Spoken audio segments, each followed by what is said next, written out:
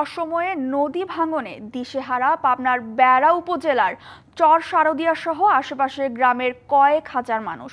হুমকির মুখে কবরস্থান, মসজিদ, মাদ্রাসা সহ অসংখ্য ঘরবাড়ি, কৃষিজমি। এরই মধ্যে সর্বশান্ত বহু পরিবার। দ্রুত ব্যবস্থা না নিলে ভয়াবহ ভাঙনের শঙ্কা এলাকাবাসীর। পাবনার বেড়া উপজেলার চরশাসিয়া গ্রামের শমশের মোল্লা 90 ঊর্ধ্ব এই বৃদ্ধ দেখছেন যমুনার ভয়াবহতা। নদী ভাঙনে হারিয়েছেন 10 বিঘার বেশি ফসলি জমি। এবছর বর্ষা মৌসুমের অনেক আগেই যমুনা নদীতে দেখা দিয়েছে ভাঙন।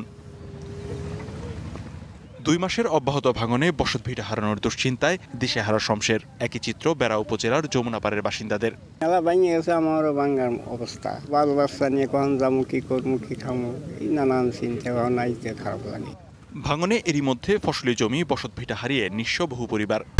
কালার এক্সপার্ট, জর্জ স্যাপ এবং মাইল্ড অন হ্যান্ডস টেকনোলজি সমৃদ্ধ অরিক্স ক্রিস্টাল ওয়াশ আপনার হুমকির মুখে কবরস্থান, মসজিদ, মাদ্রাসা সহ অসংখ্য স্থাপনা।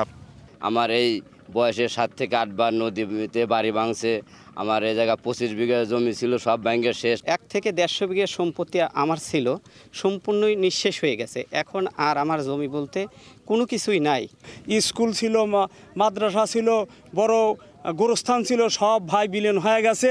বর্তমানে এত দুর্ভোগের মধ্যে আছি, আমাদের শত শত বিঘা ভাই সব শেষ।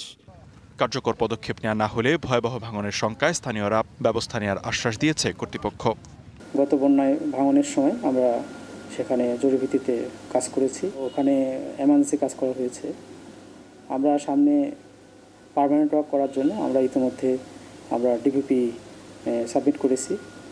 ডিপিপিটা দ্রুত পাশ করে এখানে পার্মানেন্ট ওয়ার্ক করার জন্য আমরা পদক্ষেপ নিয়েছি। ভাঙন রোধে দ্রুত কার্যকর পদক্ষেপ নিতে মানববন্ধন ও প্রতিবাদ সভা করেছে নদীপাড়ের বাসিন্দারা। DBC news desk.